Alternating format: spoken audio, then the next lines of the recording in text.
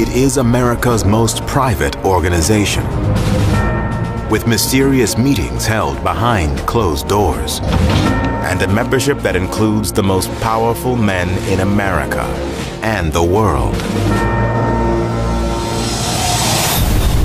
But behind this elite brotherhood are secrets. Secrets so outrageous. Their agenda boils down to, we want to rule the world. Let's create a whole new world order. So controversial. When people are interested in occult connections, it's always funny how they overlook those that are right in front of our face. So dangerous that the members will defend them with their lives. If you're worshiping Lucifer, you better damn well keep that a secret. There are those who believe in the existence of a book. A book that contains the most highly guarded secrets of the United States of America. A book whose very existence is known to only a select few. But if such a book exists, what would it contain? Secret conspiracies? Secret plans? Secret lies? Does there really exist America's Book of Secrets?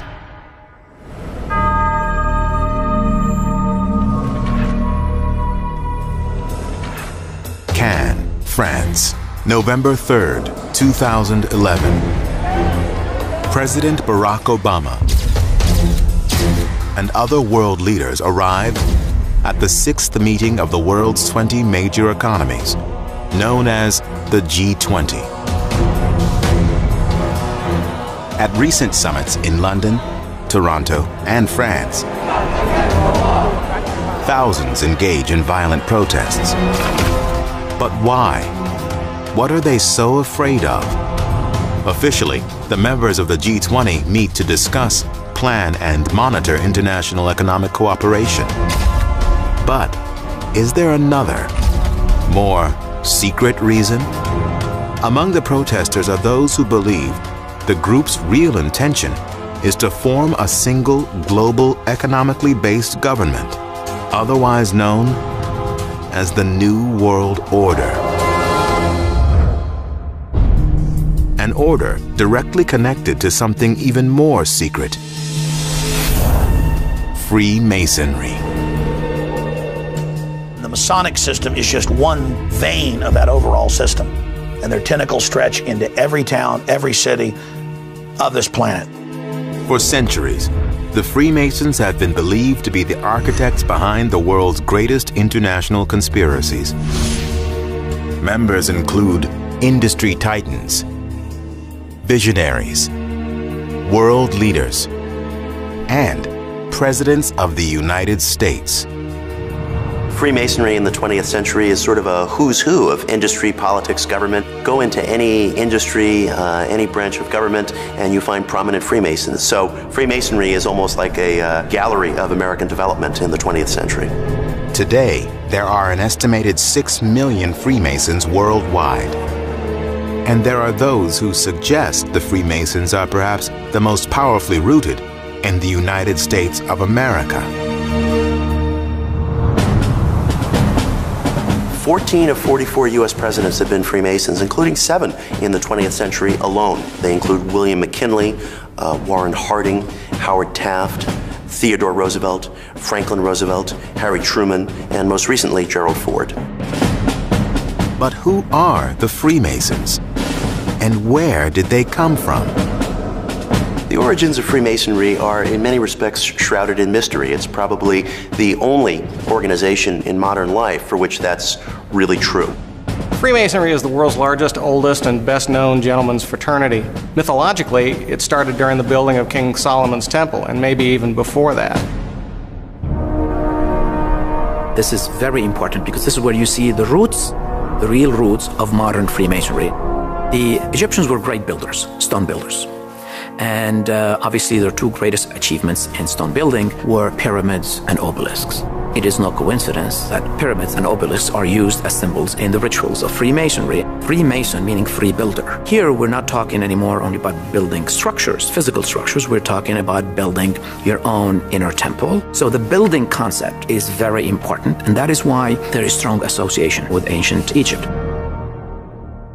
The clearest and plainest origin point for Masonry can be found within the Reformation. In the 1600s, a cluster of academics, merchants, intellectuals, politicians, clergy wanted to get together and discuss civics and religion and social issues and science in an atmosphere that was entirely outside the control or the monitoring of the church or the aristocracy. And to do this could be dangerous. People who stepped outside the accepted order of things, even late into the Enlightenment era, could be persecuted, imprisoned, and in some extreme cases could still be executed. But while the origins of this secret society may forever remain a mystery, the influences of modern Freemasonry began to emerge in the American colonies in the mid-18th century. Masonry traveled to America on British troop ships. You start to find the first publicly proclaimed Freemasonic lodges in the second decade of the 1700s. So by that point, it's an influential organization. It is important to keep in mind the 18th century was really the age of enlightenment. Obviously, Freemasonry played a very important role in promoting and propagating ideals and principles of that age, and the founding fathers of the United States were disciples of that age. Freemasons are encouraged to study 7 liberal arts and sciences. 3 of them, grammar, rhetoric, and logic, are designed to help the Freemason develop a way of thinking that is based on reason, logic, and develop communication tools. The foundation that Freemasonry is built upon is expressed in 2 symbolic tools: the square and compass. The original universal symbol of Freemasonry is a square and compasses. The compasses is the main tool of the individual. You draw a circle using the compasses around you, and if you go beyond the perimeter, you lose control. Now, because it's a compass, the circle can be larger, and how do you enlarge? By seeking knowledge and light. The square is considered a symbol of wisdom, and G stands for the grand architect of the universe. The idea is to produce free-thinking people. This is the best way to fight any form of tyranny over the mind of man.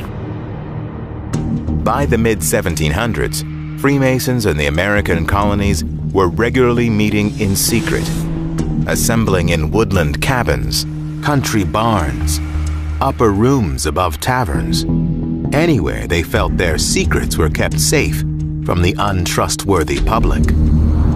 If a man can't be trusted to keep something as minor as a handshake or a password as a secret, then his word really can't be taken as a man or as a gentleman. As Ben Franklin said, if we don't hang together, we will most assuredly hang separately. So secrecy was important to bind these founding brothers, not just fathers, they were founding brothers, and secrecy bound them together. But just what was it that was being discussed inside the Freemasons' meeting places? Were their lodges really functioning as incubators for diabolical plans? Boston, December 16th, 1773. Relations between the colonies and their British rulers have reached a breaking point.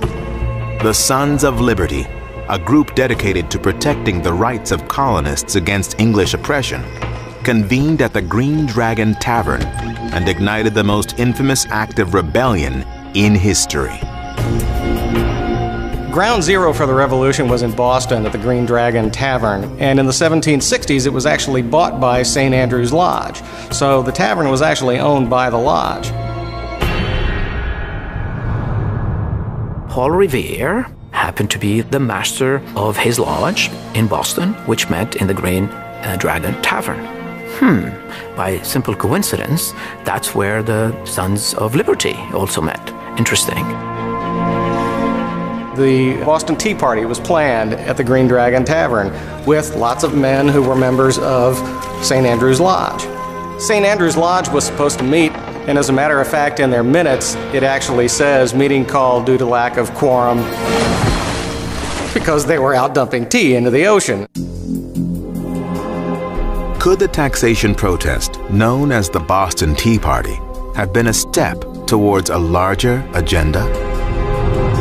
And were the colonial Freemasons really planting the seeds for what would eventually become known as the New World Order? Masonry was a fundamental part of the American Revolution, and that is because some of America's most influential founders, including Benjamin Franklin and George Washington, were Freemasons. Freemasonry was very important to George Washington. It was a network that he developed within his command, and he encouraged his generals to become Freemasons. He thought it made them more trustworthy. 33 out of Washington's 74 generals were Freemasons. That's 46%. That's not accidental. There were 9 out of 56 signers of the Declaration of Independence who were Freemasons, so they were well represented. 1/3 of the signers of the Constitution were Freemasons. One of the greatest contributors to the United States Constitution was also, as many believe, America's first master Mason, Benjamin Franklin. The first Masonic book published in the United States was published by Ben Franklin. It was a copy of James Anderson's Constitutions. He becomes master of a lodge very quickly after that. He becomes provincial Grand Master not much longer after that. And so he rises through the ranks very, very quickly and becomes very, very popular within Freemasonry. For my money, the most powerful Masonic influence on America as a whole is Anderson's Constitutions. In 1717, the London Freemasons formed an official lodge, formed a Grand Lodge. They hired a man named James Anderson to write a set of constitutions by which the Freemasons would live. It is startling when you read Anderson's Constitutions for the Freemasons, written in 1723. You see concept after concept after concept that appears in the Constitution and the Declaration of Independence. There are those who believe that as long as the United States has existed, Freemasonic influence on the nation has been both pervasive and profound. But are the Freemasons simply a gentleman's club, as some suggest? Or are they a secret government leading America toward a new world order? Perhaps the truth can be found by examining the group's many strange rituals, secret ceremonies that have been hidden from public scrutiny and that its members seem willing to die for.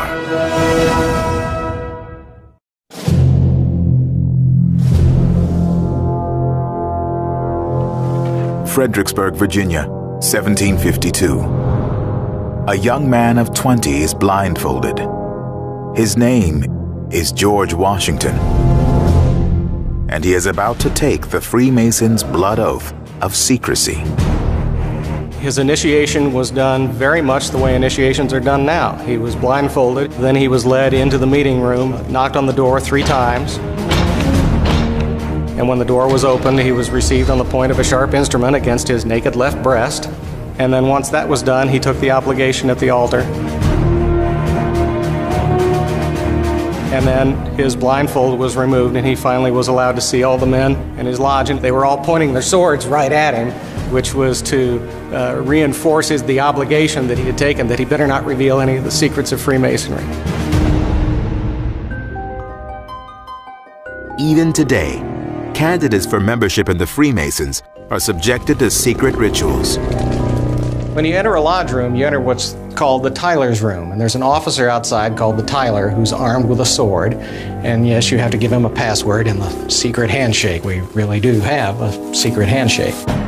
The role of secrecy in Freemasonry is especially difficult when you get to such things as handshakes, because Freemasons had to identify themselves sometimes in the dark. I'm not going to show you the handshake, but what I'll tell you, it's not really a handshake. What it is, it's a grip. Like ancient initiations in many human cultures around the globe. Masonic initiation involves a series of ritual challenges, sacred obligation, and the imparting of certain information to enlighten the candidate. If a man can't be trusted with something that is not that important, like a password or a handshake, he can't be trusted with the big things in life. Every Masonic lodge is said to be facing the east. There's the letter G that's also in the east over the worshipful master. The initiate is brought to the center of the room where the altar is. There'll be a Bible on the altar. When the initiate is brought to the altar, he finally assumes the obligation of his individual degrees. There are 3 degrees: the entered apprentice, the fellow craft, and the master mason. When we talk about the secrets of Freemasonry, we talk about the things that are passed along in this oral tradition. It's the act of one man sitting down and teaching the ritual to the next man in that unbroken chain of men that goes back to the early 1600s. Of course, any more than that, and I just can't tell you the rest. You've got to join to find out. Masonic rituals have changed very little over the last 2 centuries, and upon initiation, each new member swears a lifelong vow to protect the Brotherhood's secrets. A vow that, if broken, could mean death. In some of the Masonic documents that we have, we do learn about Masonic trials, and if you're found to have given up the secrets, then you can be killed.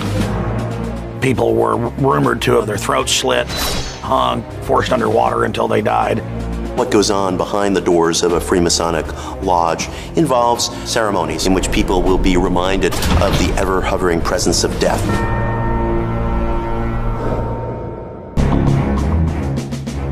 Masonic trials? Ritualistic executions? What actually goes on behind closed doors of a Freemasonic lodge may forever remain a mystery. But the details of one ritual, reenacted during initiation ceremonies, have been revealed. The murder of Hiram Abiff. Hiram is presented in a very dramatic way to the candidate for the degrees of Freemasonry. Hiram was a special craftsman who was asked to do very special work by King Solomon in ancient times. In the 3rd degree, the Master Mason degree tells an allegorical story of the building of King Solomon's temple and how Hiram Abiff is possessing of certain secrets of the Master Masons, and how he's set upon by 3 ruffians who don't want to wait until the proper moment to find out what those secrets are. And they attack him, and he goes to his grave refusing to say what the secrets of a Master Mason are. He was conspired against, he was murdered, and he is a kind of symbolic martyr within Freemasonry. The term "give him the 3rd degree" actually comes from the Master Mason degree, where everybody tries to, let you have it, and it really works you over. And if you've been given the 3rd degree and you can take it, it means you kept your mouth shut. Mysterious handshakes, secret passwords, passion plays of murder.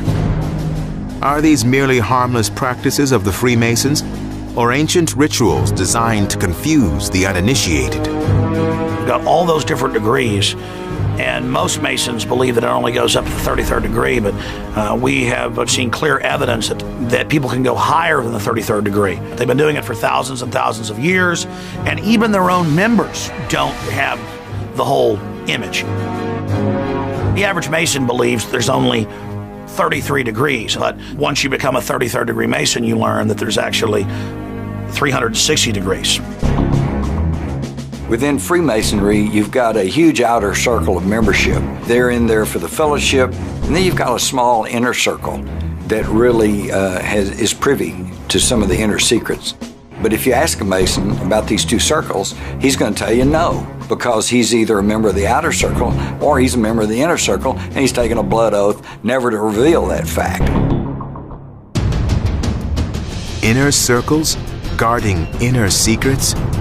But what information could be so important that Freemasons would risk their lives in order to keep it hidden from outsiders? Perhaps clues can be found by examining the many strange symbols that can be found on numerous documents and buildings, even on the currency that we carry with us every day.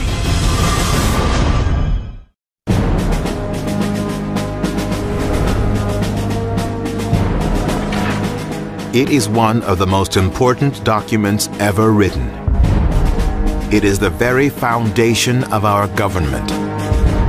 But while the Constitution of the United States is written in plain English, there are those who believe that America's founders used Masonic symbology and codes to communicate a secret agenda. The language of Freemasonry is a language of symbols. Symbols hide universal truth, and the idea is that each individual gets to discover those on his or her own. Washington was very fond of and drawn to the symbols of Freemasonry. He was proud to be a Freemason. You do have depictions of George Washington, for example, wearing his Masonic apron, and these things are filled with all kinds of occult symbols, the all-seeing eye, the square and compass. If there is a logo of Freemasonry, it's the square and compass with the letter G. The square is the square of virtue and teaching someone to be on the square, and it's a right angle. The compass is used to draw circles, and Freemasons say that you circumscribe your character with that. If you draw a circle with a compass, you're drawing a boundary line, and that's sort of a boundary that you won't cross over that boundary in your daily behavior. What is the G? G, most people would say, that's God. And it is held between the square and the compass. So therefore it's central to everything. But it also can be related to geometry, sacred geometry. And in fact, God is the grand geometrician of the universe. The Freemasons believed that God was an architect, the great architect of the universe.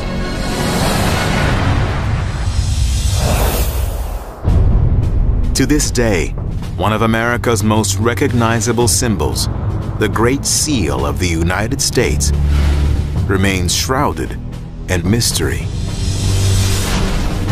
In 1934, Freemason and soon-to-be Vice President Henry Wallace submitted a proposal to fellow Freemason and President of the United States, Franklin D. Roosevelt, to include the symbol on U.S. currency. Henry Wallace and Franklin Delano Roosevelt were influential in putting the Great Seal of the United States on the dollar bill. Prior to FDR's presidency, the backside of the Great Seal didn't appear on the dollar bill. You can see this fascination for ancient Egyptian symbols, pyramids. All of these things get repeated in the ideas and symbols and ceremonies of Freemasonry. The pyramid was meant to stand for strength and endurance, to reflect the hope that the United States would be strong and would endure. The Great Seal was a way to express the original values of the American Republic, that we were an experiment in democracy. That's why the pyramid's not finished, because a democracy's never finished. They understand the power of symbolism. You will find no better example of the power of this ancient secret society as you see on the back of the dollar bill. There's the pyramid, one of their most holy symbols, the all-seeing eye. And around it, it says in Latin, if you translate it, we are announcing the birth of a new order. Because the phrase Novus Ordo Seclorum appears in the Great Seal of the United States, Freemasonry becomes such an element of distrust by those who think that we're about to be replaced by a new world order. Did the Freemasons use symbology to communicate the existence of a new world order? If so, what other secrets can be found hiding in plain sight? Washington, D.C. Just 1 mile north of the White House stands a massive stone building at the corner of 16th and S Street. It is the House of the Temple, the headquarters of the Scottish Rite of Freemasonry. Its members are believed to be part of a lineage that dates back to 16th century Scotland. The Scottish Rite is what's called an appendant body of Freemasonry. Once you go through the first 3 degrees in a Masonic lodge, you're then eligible to join other organizations within the family of Freemasonry. The Scottish Rite, which has degrees 4 through 33. This particular location has the address 1733, which represents the 33 degrees of initiation in Scottish Rite Freemasonry.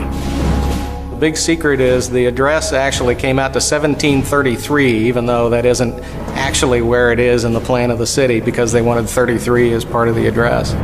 33 appears all over the building. There are 33 columns around the house of the temple. Each one of them is 33 feet tall, symbolizing the 33 degrees of initiation in Scottish Rite Freemasonry. So 33 for centuries has been a sacred number. It goes back to biblical times. Christ was 33 years old when he died. He performed 33 miracles. God is mentioned 33 times in the first chapter of the book of Genesis. The House of the Temple, like all Masonic edifices, contains many secret symbols, even in its design. Even the steps that I'm walking on are symbolic in number. Down at the street level, we start off with 3 steps, symbolic of the 3 degrees in standard Freemasonry. Then we have 5 steps, which symbolize the 5 orders of architecture and the 5 senses. Then we have 7 steps, symbolizing liberal arts and sciences from medieval times. And finally, here we have an unfinished pyramid atop the House of the Temple. And of course, that's a resonance to the unfinished pyramid on the Great Seal of the United States as well. Should we imagine an all-seeing eye up there? Perhaps we should. It's actually a copy of the mausoleum in Helicanarsis of King Moslos, which was a burial tomb in one of the 7 wonders of the ancient world.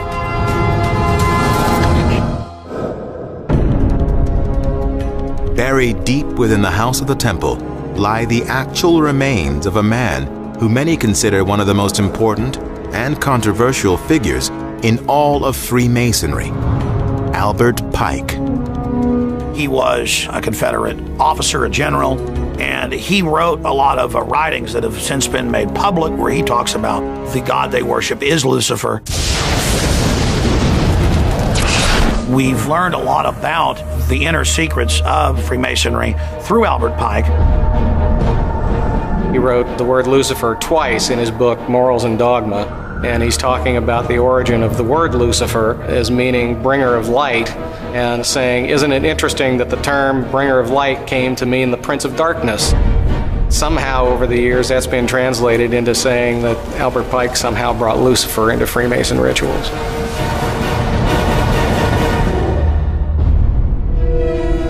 Upon his death in 1891, Albert Pike's body was buried at Oak Hill Cemetery in Washington, D.C. A statue was then erected in his honor in 1901, the only such monument in the nation's capital honoring a Confederate officer. In 1944, Pike's body was exhumed and moved to the House of the Temple. But why? Did it have something to do with the strange rites and rituals he wrote about in his book, Morals and Dogma? Or did his references to Lucifer suggest that the Freemasons do, in fact, have another, more ominous agenda? Perhaps the answer can be found by examining the many buildings and monuments of our nation's capital and the very design of the city itself.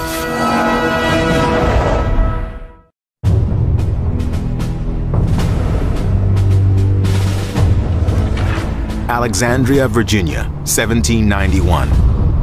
George Washington lays the cornerstone for a 10-mile by 10-mile diamond matrix that would become the country's new capital city, the District of Columbia. Under his thoughtful design, George Washington would create not just a capital city, but a permanent tribute to Freemasonry, one that, at the time, only the eye of God could see.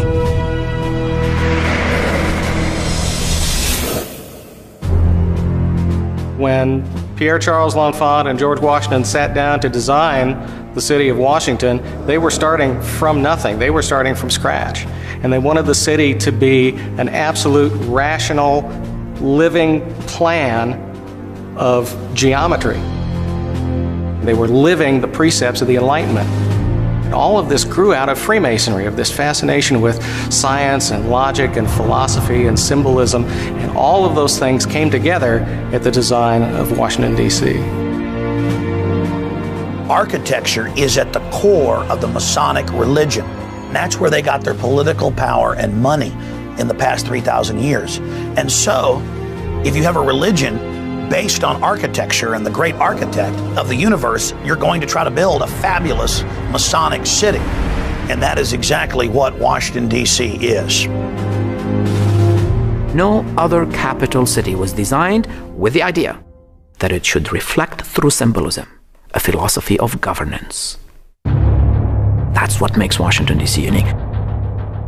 How come all of these architects who worked on the White House, the Capitol, were Freemasons?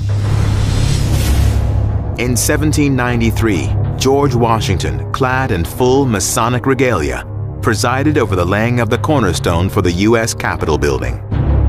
George Washington marched with the Masons from the construction site of the White House up to Capitol Hill, and they set the cornerstone with a silver trowel and placed a silver marker on top of it. It was from that cornerstone that the Capitol grew. The Capitol became the great monument to democracy that the Founding Fathers intended it to be. Yet according to historians and researchers, the building's cornerstone is now missing. But how? And why? There are those who say that this mysterious missing cornerstone is hiding secret documents, some strange alternate constitution, other Masonic documents, that it's been carefully hidden away from public view. Washington and fellow Freemason L'Enfant were also responsible for designing the Federal Triangle, an area with specific geometrical symbols built into the street plans of Washington, D.C.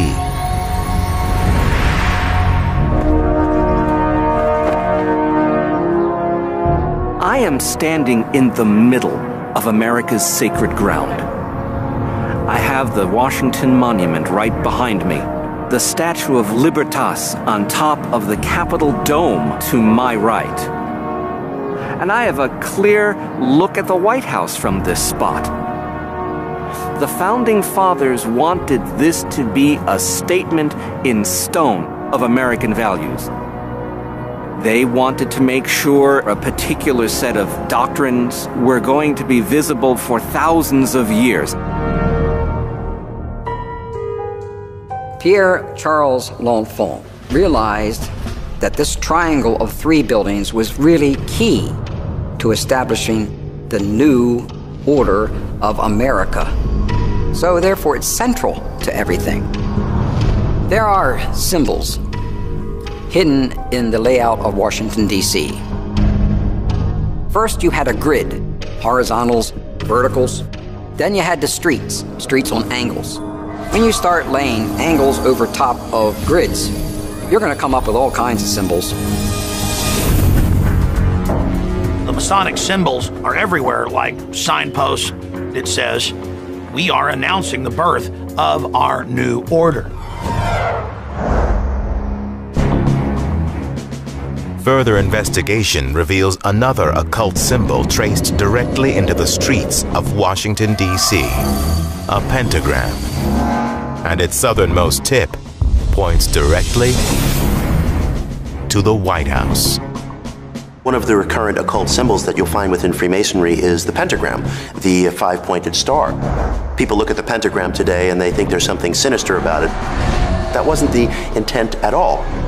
They're saying, this is our house and this is our world. And from this command base, from this Washington, D.C., from this square, we're going to launch global domination. But why did the Founding Fathers weave Freemasonic symbols into the design and layout of the nation's capital? Were they sending a coded message?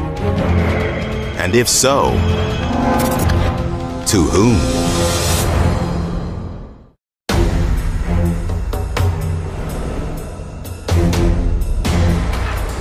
Colorado, 1995.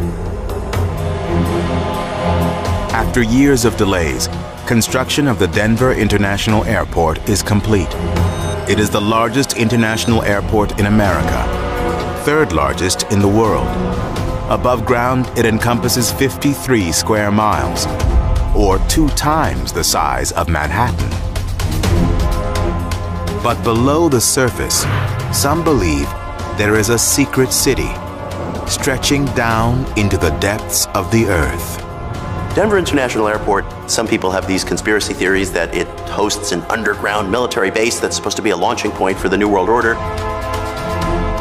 The Denver airport has a cornerstone that was laid by the Freemasons, and it looks like this control panel rising up out of the floor, and it's got braille on it, so it looks almost like they're push buttons, and it's sort of like the control panel for the New World Order. It even says the New World Airport Commission, and there's a big square and compass, and so people have said, well, this is clearly the Freemasons built this place.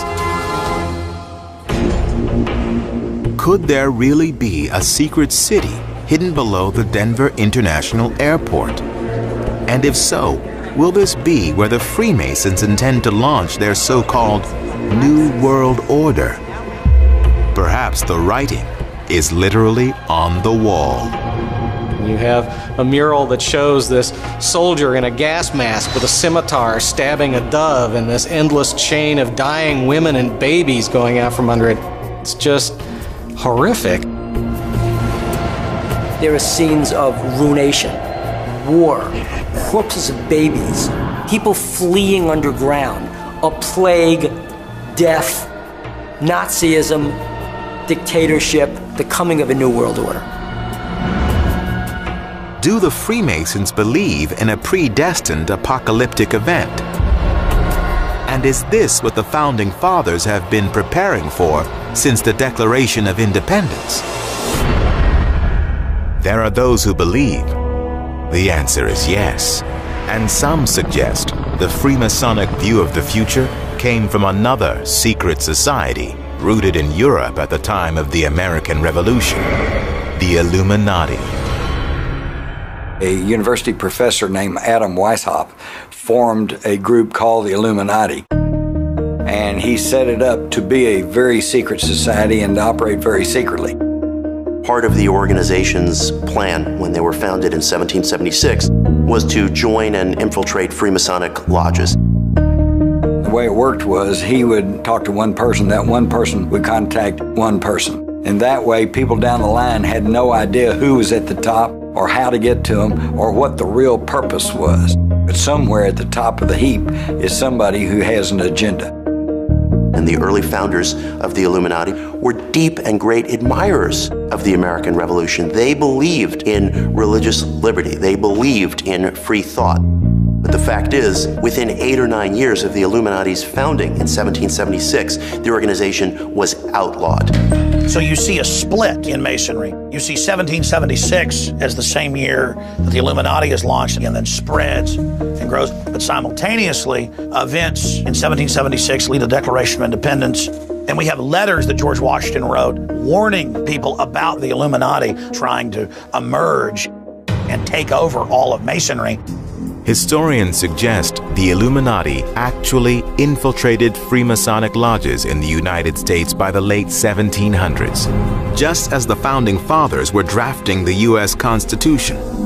But did the Illuminati, under the guise of Freemasonry, really influence the creation of the government and laws of the United States?